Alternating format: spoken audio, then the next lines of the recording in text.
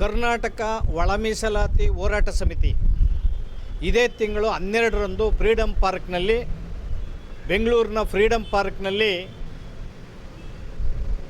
ಬೃಹತ್ ಪ್ರತಿಭಟನಾ ಕಾರ್ಯಕ್ರಮವನ್ನು ಇಟ್ಕೊಂಡಿದೆ. ಈ ಒಂದು ಬೃಹತ್ ಪ್ರತಿಭಟನಾ ಕಾರ್ಯಕ್ರಮಕ್ಕೆ ನಮ್ಮ ದಾಸಂಸ ಮತ್ತು RPIB ಸಂಪೂರ್ಣ ಬೆಂಬಲವನ್ನು ವ್ಯಕ್ತಪಡಿಸಿದೆ.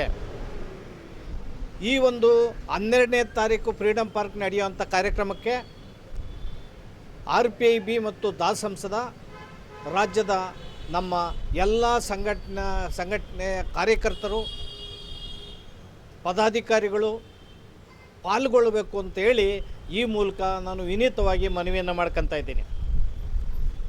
ಏನು ರಾಜ್ಯ ಸರ್ಕಾರ ಒಳ ಮೀಸಲಾತಿ ಇಲ್ಲದೇ 56,432 ಹುದ್ದೆಗಳನ್ನು ತುಂಬಕ್ಕೆ ತರಾತುರಿಯಲ್ಲಿ ಪ್ರಯತ್ನವನ್ನು ಮಾಡಿ ಸುತ್ತೋಲೆಯನ್ನು ಹೊರಡಿಸಿದೆ.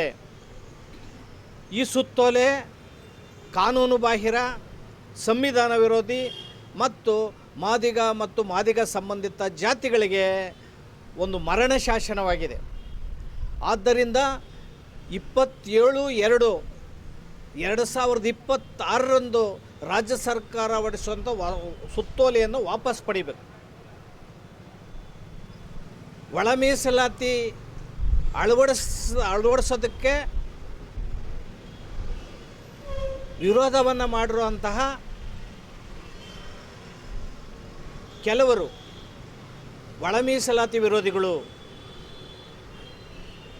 ಕಳೆದ 35 ವರ್ಷಗಳಿಂದ ಒಳ ಮೀಸಲಾತಿ ಕೊಡಬೇಕು ಅಂತ ಹೇಳಿ ಮಾದಿಗ ಸಂಬಂಧಿತ ಹೋರಾಟಗಾರರು ನಿರಂತರ ಹೋರಾಟಗಳನ್ನು ಮಾಡ್ಕೊಂಬಂದಿದ್ದಾರೆ. 8 ಜನ ಹುಬ್ಳಿ ಸಮಾವೇಶದಲ್ಲಿ ತೀರೋಗಿದ್ದಾರೆ. 7 ಜನರ ನ್ಯಾಯಾಧೀಶರ ಸಂವಿಧಾನ ಪೀಠದ ಸುಪ್ರೀಂ ಕೋರ್ಟ್ ನ್ಯಾಯಾಧೀಶರು ಒಳ ಮೀಸಲಾತಿ ಮಾಡೋದಕ್ಕೆ ತೀರ್ಪನ್ನು ಕೊಟ್ಟಿದ್ದಾರೆ. ವಿಧಾನಸಭೆ, ವಿಧಾನ ಪರಿಷತ್ತು ಅಂಗೀಕಾರ ಮಾಡಿದೆ. ಏನು ಮಸೂದೆಯನ್ನು ಅಂಗೀಕಾರ ಮಾಡಿ ರಾಜ್ಯಪಾಲರು ವಿಧೇಯಕಕ್ಕೆ ಸಹಿಯನ್ನು ಮಾಡಿ ಅಧಿಕೃತವಾಗಿ ಜಾರಿಯಲ್ಲಿದೆ. ಆದರೆ ಎಲ್ಲ ಪ್ರಕ್ರಿಯೆಗಳನ್ನು ಬದಿಗೊತ್ತಿ ಸಿದ್ದರಾಮಯ್ಯನವ್ರ ಸರ್ಕಾರ ಒಳ ಮೀಸಲಾತಿ ಇಲ್ಲದೇ ಉದ್ಯೋಗ ನೇಮಕಾತಿ ಮಾಡೋಕ್ಕೆ ಹೊರಟಿರೋ ಅಂಥದ್ರಿಂದ ದಲಿತ ವಿರೋಧಿ ಪಿತೂರಿ ಇದೆ. ಮಾದಿಗ ಸಂಬಂಧಿತ ಜಾತಿಗಳಿಗೆ ವಿಷವನ್ನು ಉಣಿಸುವಂಥ ಕೆಲಸವನ್ನು ಮಾಡ್ತಾ ಇದ್ದಾರೆ. ಇದನ್ನು ವಿರೋಧಿಸಿ ಏನು 12ನೇ ತಾರೀಕು ಫ್ರೀಡಮ್ ಪಾರ್ಕ್ನಲ್ಲಿ ನಡೆಯುವಂಥ ಕಾರ್ಯಕ್ರಮ, ಈ ಬೃಹತ್ ಕಾರ್ಯಕ್ರಮದಲ್ಲಿ ಎಲ್ಲ ಸಂಘಟನೆಗಳು, ಮಾದಿಗ ಸಂಬಂಧಿತ ಸಂಘಟನೆಗಳು, ಪರಿಶಿಷ್ಟ ಜಾತಿಯ ಸಂಘಟನೆಗಳು, ಅಲೆಮಾರಿ ಸಂಘಟನೆಗಳು ಮತ್ತು ಸಮಾನ ಮನಸ್ಕರು ಎಲ್ಲರೂ ಕೂಡ ಭಾಗವಹಿಸಬೇಕು ಅಂತೇಳಿ ಈ ಮೂಲಕ ನಾನು ಮನವಿಯನ್ನು ಮಾಡ್ತಾಯಿದ್ದೀನಿ. ಹಾಗೆಯೇ ಏನು ಸರ್ಕಾರ ಮಾಡಿರುವಂಥ ಪಿತೂರಿ ಇದೆಯಲ್ಲ, 27/2/2027ರಂತೂ ಒಳ ಮೀಸಲಾತಿ ವಿರೋಧವಾಗಿ 56,432 ಉದ್ಯೋಗ ತುಂಬಬೇಕು ಅಂತ ಏನು ಸುತ್ತೋಲೆ ಹೊರಡಿಸಿದೆ. ಈಗಾಗಲೇ ಅದು ಗೆಜೆಟಲ್ಲಿ ನೋಟಿಫಿಕೇಷನ್ ಆಗಿಬಿಟ್ಟಿದೆ ತರಾತುರಿಲಿ. ಆದರೆ ರಾಜ್ಯಪಾಲರ ವಿಧೇಯಕಕ್ಕೆ ಸೈನ್ ಹಾಕಿದ್ದಂಥದ್ದು ಒಳ ಮೀಸಲಾತಿ ವಿಧೇಯಕಕ್ಕೆ ಒಂದಿನ ಮೊದಲೇ ಸೈನ್ ಹಾಕಿ 26/2/2026ರಂದು ಸಿಹಿ ಹಾಕಿ ಕಳಿಸಿದ್ರು ಕೂಡ ಇದುವರೆಗೂ ಗೆಜೆಟ್ ನೋಟಿಫಿಕೇಷನ್ ಆಗಿಲ್ಲ. ಏನಿದು ರಾಜ್ಯ ಸರ್ಕಾರದ ಸಿದ್ದರಾಮಯ್ಯನವ್ರ ಸರ್ಕಾರದ ಒಂದು ಈ ತುಳಿತಕ್ಕೊಳಗಾದಂತಹ ದಮನಿತ ಸಮಾಜದ ಮೇಲೆ ಮಾಡುವಂಥ ದಾಳಿ ಇದೆಯಲ್ಲ, ಈ ದಾಳಿನಲ್ಲಿ ಸಿದ್ದರಾಮಯ್ಯನವರು ಎಲ್ಲೋ ಒಂದು ಕಡೆ ಒಳ ಮೀಸಲಾತಿ ವಿರೋಧಿಗಳ ಒತ್ತಡಕ್ಕೆ ಮಣಿದಿದ್ದಾರೆ.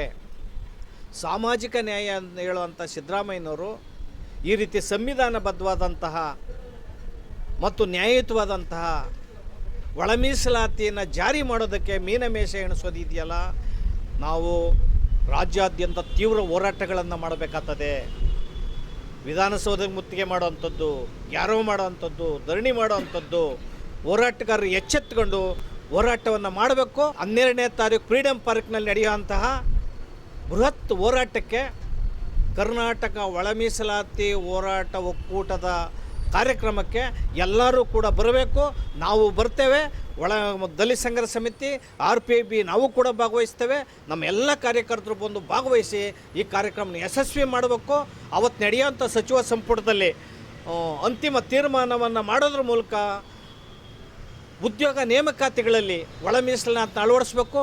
ಬಡ್ತಿ ಮೀಸಲಾತಿನಲ್ಲಿ, ಮುಂಬಡ್ತಿನಲ್ಲಿ, ನೇರ ನೇಮಕಾತಿನಲ್ಲಿ ಮತ್ತು ಬಜೆಟ್ನಲ್ಲಿ ಎಲ್ಲನೂ ಕೂಡ ಸಮಪಾಲು ಸಮಬಾಳು ಅನ್ನೋದ್ರ ಮೂಲಕ ಒಳ ಮೀಸಲಾತಿಯನ್ನು ವರ್ಗೀಕರಿಸಿ ಈ ಎಲ್ಲ 101 ಸಮಾಜಕ್ಕೂ ಕೂಡ ಸಮಾನವಾಗಿ 15% ಮೀಸಲಾತಿಯನ್ನು ಹಂಚಬೇಕು ಅಂತೇಳಿ ಈ ಮೂಲಕ ನಾನು ಮನವಿ ಮಾಡ್ಕೊತೇನೆ.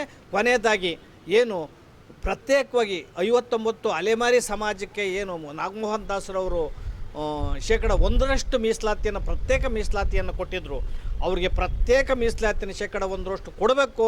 ಕೊಡದ ಹೋದರೆ ಪಾಪ ಅವರಲ್ಲಿ ಅನೇಕ 100ಕ್ಕೆ 100ರಷ್ಟು ಕುಟುಂಬಗಳು ಬೀದಿ ಬದಿನಲ್ಲಿ ಕಾಡುಗಳಲ್ಲಿ ವಾಸ ಮಾಡ್ತಾಯಿದ್ದಾರೆ.